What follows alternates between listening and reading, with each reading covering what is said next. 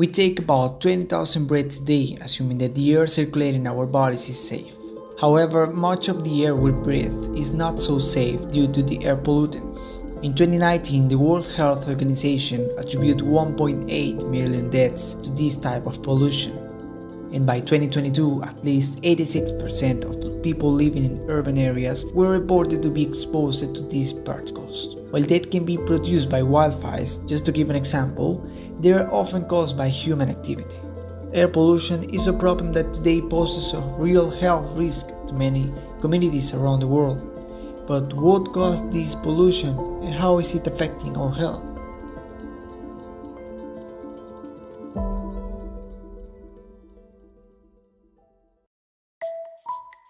Whether you live in the city or rural areas, levels of air pollution are present and vary. There are different types and sources. So we talk about it with Sarah from Just Air, a platform that helps communities identify the quality of the air around them and take actions to achieve cleaner air. The US EPA, the Environmental Protection Agency, they've identified 6 of the most common air pollutants. And they're so common that most of us actually breathe this stuff just about every single day. So the most common pollutant is called particulate matter, or you might see it written as PM, PM 2.5, or PM 10. These are very tiny, teeny tiny particles. If you picture a centimeter, then it's actually 0.00025 of a centimeter. So they're really small. And because they're so small, we inhale them, they can go directly into our bodies and into our bloodstream. And that's what makes them so dangerous. And these come from multiple sources, from, exhaust from a vehicle, to construction dust and things like that. Anything can get into our lungs and into our bodies. PM10 is so named because it measures 10 micrometers, as well as PM2.5, which measures 2.5 micrometers. And for reference, here's the diameter of an average human hair. Now imagine this in the air we breathe, but I'll explain that later. The other really big one for human health is called ground level ozone. This is created actually from a chemical reaction, so it's a little bit more abstract than particulate matter, but it happens when oxides of nitrogen, which is NO, so that O, the oxides, and volatile organic compounds, or VOCs, when those two things react in sunlight, this is what creates ground level ozone. Nitrogen dioxide, NO2, is also a really big one that the EPA identifies. This is a gas that's produced by combustion processes from cars and power plants and other things with nitrogen in them. Sulfur dioxide, or SO2, is also very common. You probably know what it smells like. People say that it smells like a rotten egg sort of smell.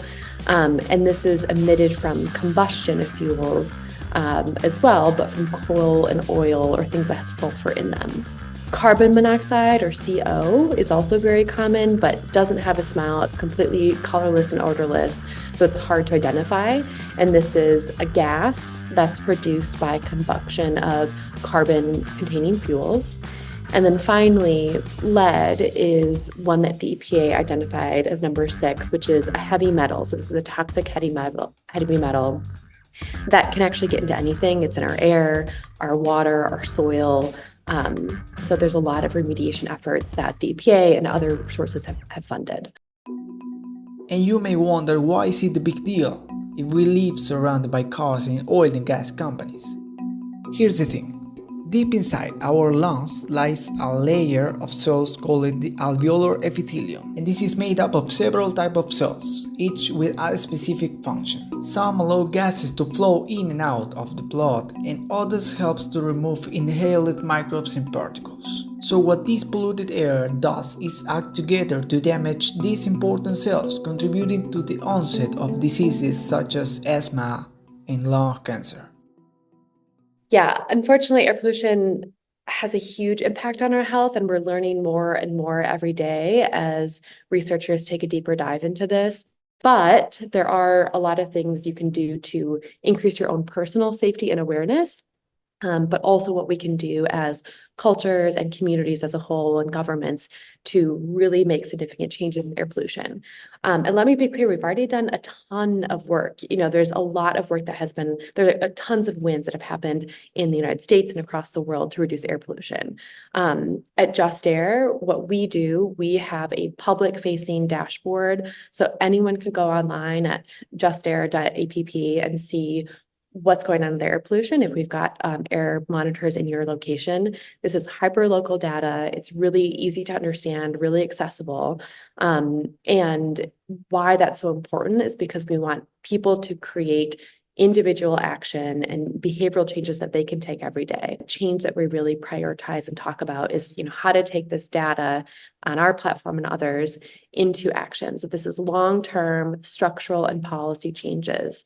There was a really recent win here in the United States where the US EPA strengthened the national ambient air quality standard for particulate matter from 12 micrograms per cubic meter down to 9 micrograms per cubic meter. This might not sound like a lot, and there's definitely more. We would love even more, higher, stricter standards, but this is a really, really, really important structural change that's happening in the United States right now. And this change alone is estimated to prevent up to 4,500 premature deaths in the US. And so, that's a very clear example of what structural change can look like. There's a lot of other local examples as well, things like zoning ordinances to keep new industry away from residential areas, things like anti-idling ordinances for buses or trucks and things like that. There's a lot of structural changes that, communities can take, and it always starts with the individual. So you have to know what's going on. You have to talk to your local leaders, and local leaders can make, these longer-term structural changes. While we are surrounded by polluted air, it's important to find options that allow us to obtain data from our environment. Data doesn't allow communities to identify the problem, but to find the right strategies to avoid new industrial plants in residential areas or to divert heavy traffic in populated areas, and even to start promoting electric transport.